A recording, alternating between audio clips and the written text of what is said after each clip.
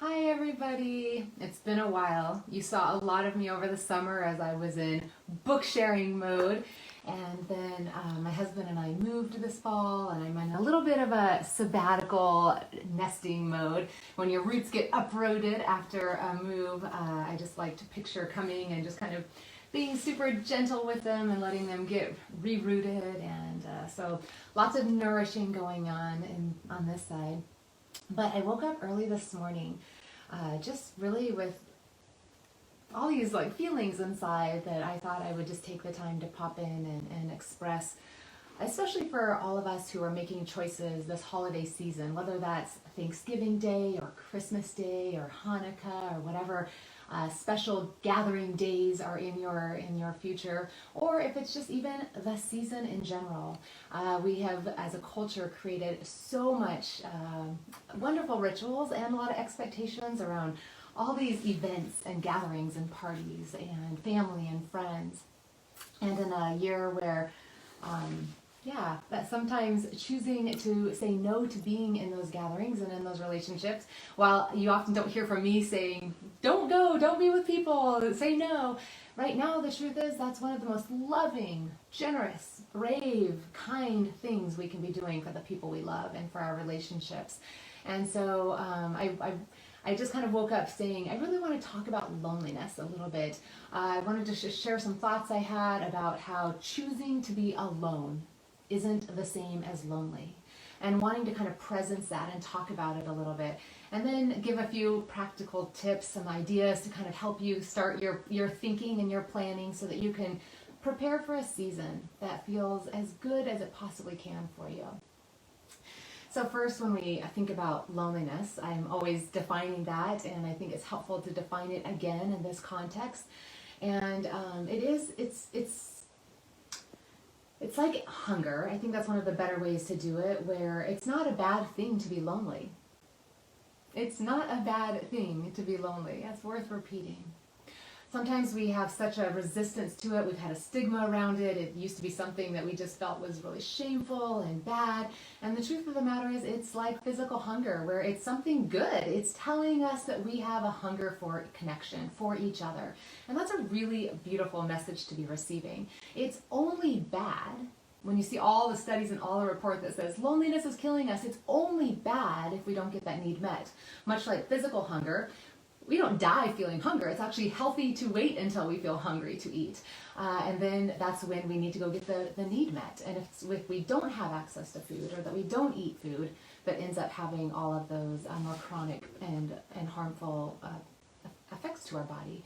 And so loneliness is much the same thing. It's our ability to hear that need. And I think that I'll carry the metaphor of food and loneliness, the desire for nourishment, food, and for connection a little bit further.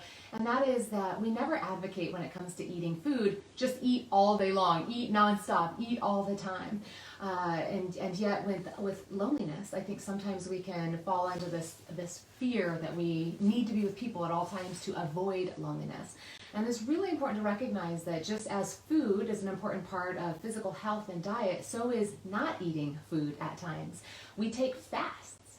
We fast in between meals for several hours in order to let our digestive process do what it needs to do.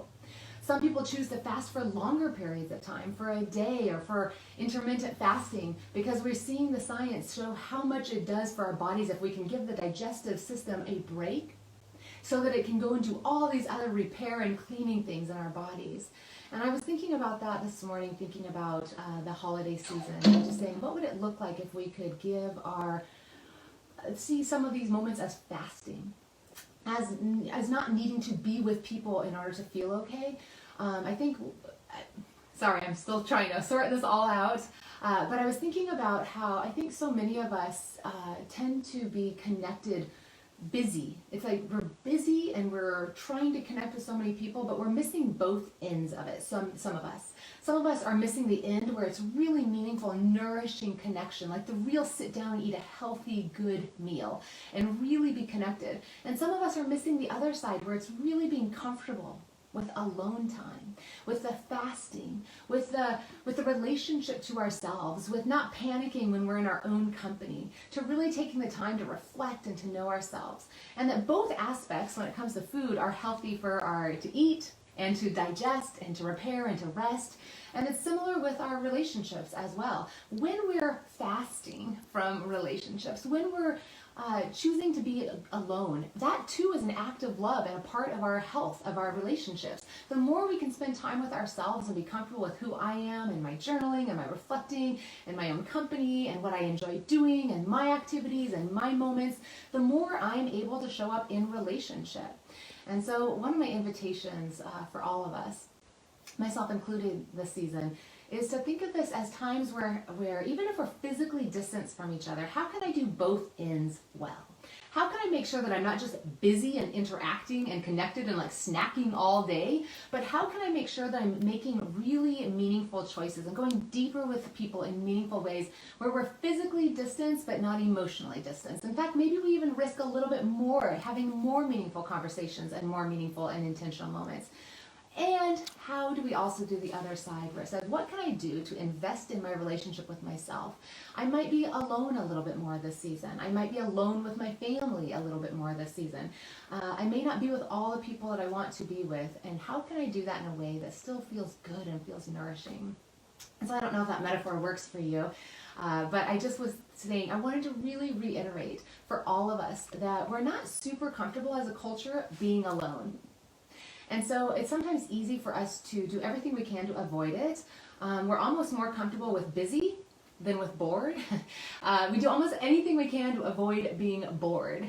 And so I think one of our opportunities for growth this season is, what can I do to be intentional about that time with myself, where I'm not just distracting myself, where I'm not just doing what's easy, I'm not just picking up a phone or turning on a screen. Not that we can't do those things, but where else are we being intentional to say, what am I doing that I look forward to with myself, where I'm investing in my relationship with myself?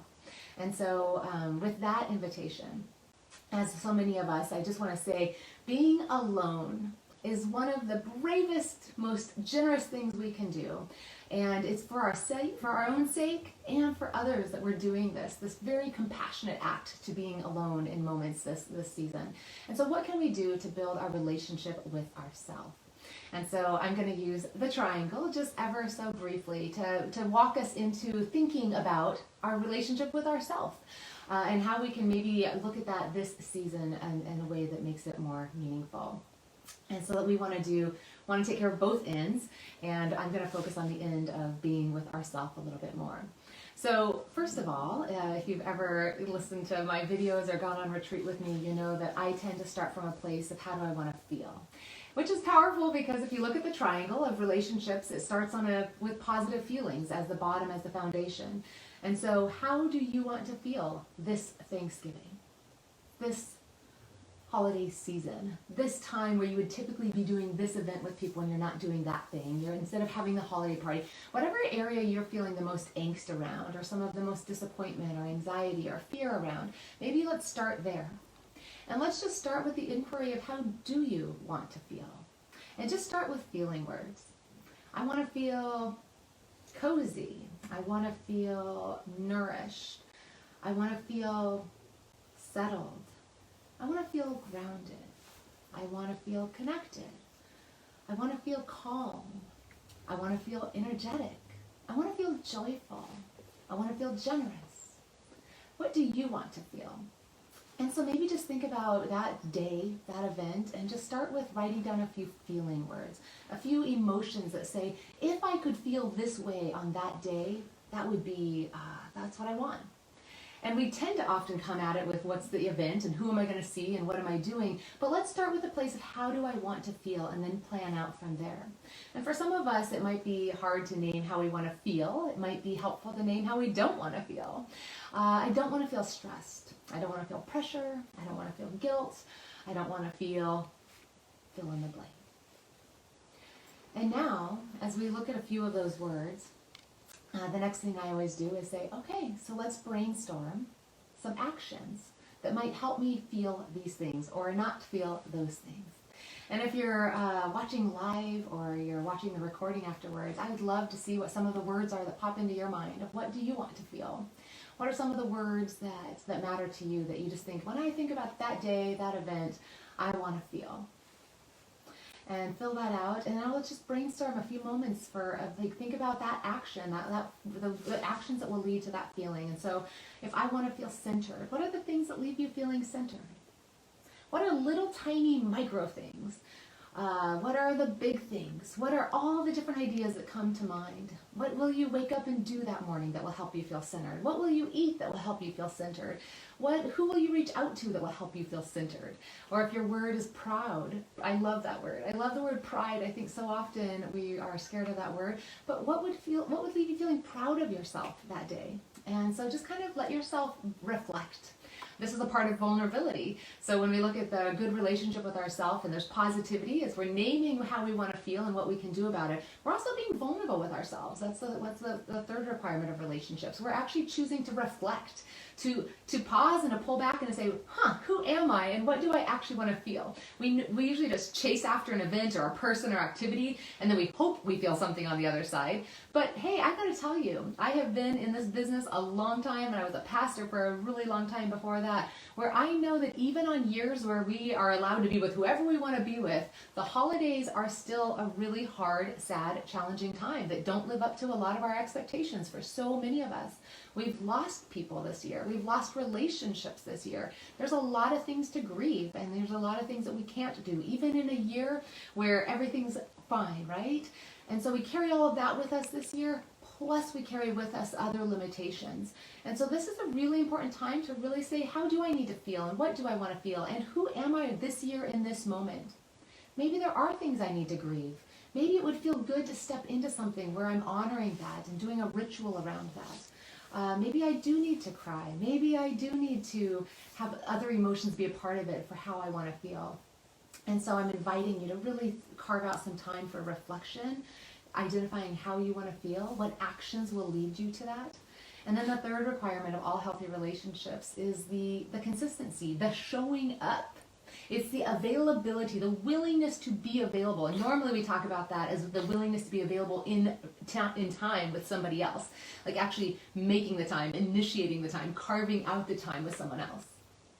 And our holiday might include some of that, some emotionally connecting time. And it also might include us just needing to be willing to do that for ourselves and to make that time special and to carve out that time and to plan it ahead of time so that we can look forward to it, where we can actually say, this is my plan for the day. This is what I'm looking forward to. This is what I'm going to do that increases my odds of feeling the feelings that I want to feel.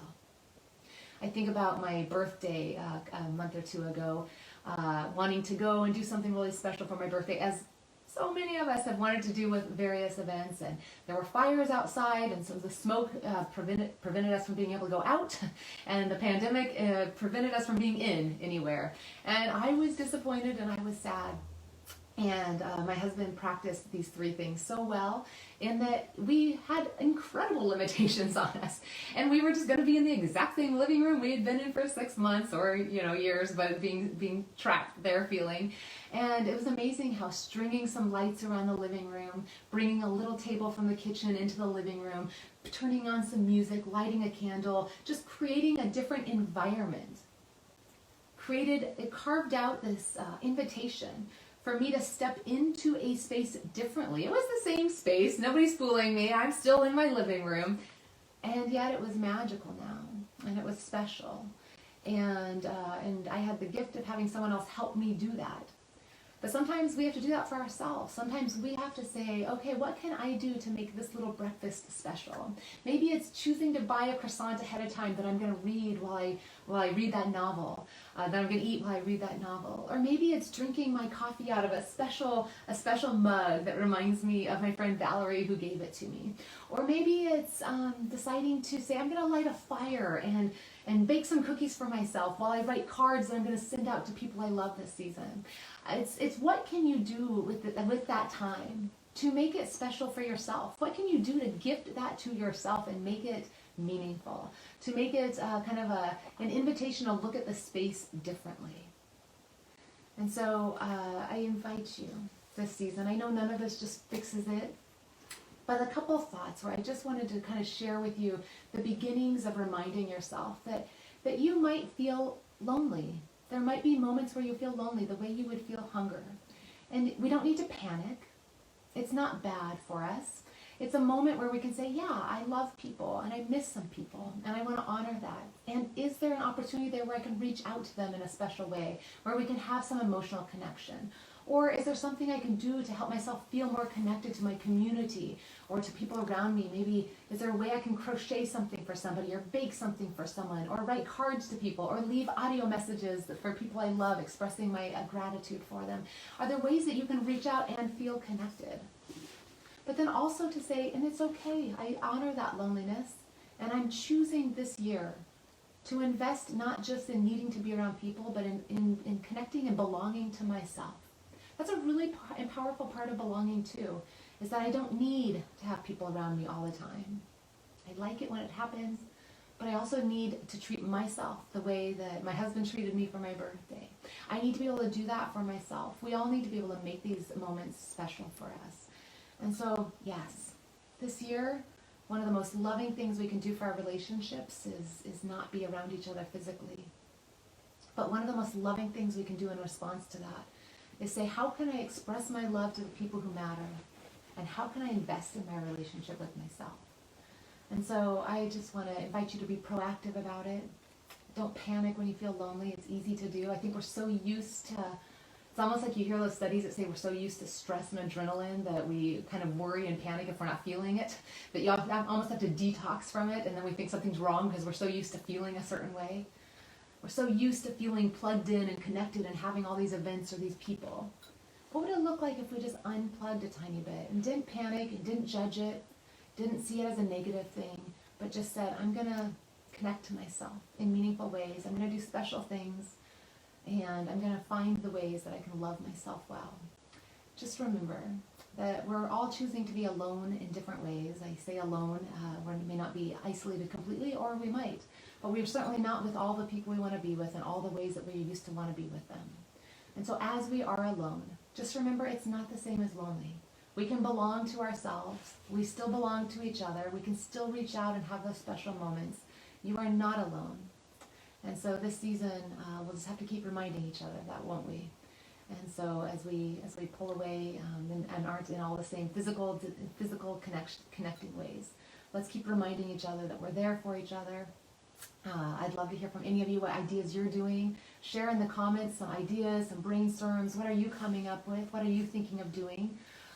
Maybe you're willing to kind of open up and do like a Zoom gathering for any association or network you're part of, or even on a social media platform to say if anybody's lonely on such and such a day, I'm creating this space and this time. Maybe you can help be a part of that solution. I've seen so many of you beautiful souls offering up your phone number to on social media saying, if anyone's lonely, call me. There's so many ways we can come out of ourselves this season and bless each other. And we do that from a place of also being connected to ourselves. So wherever you are this holiday season, I'm sending you so much love and want to hear your ideas. I'm brainstorming too. We've got all kinds of different events that we have to think through for ourselves that will look differently. And so much love to all of you, wherever you are and whoever you're with or not with. Much love.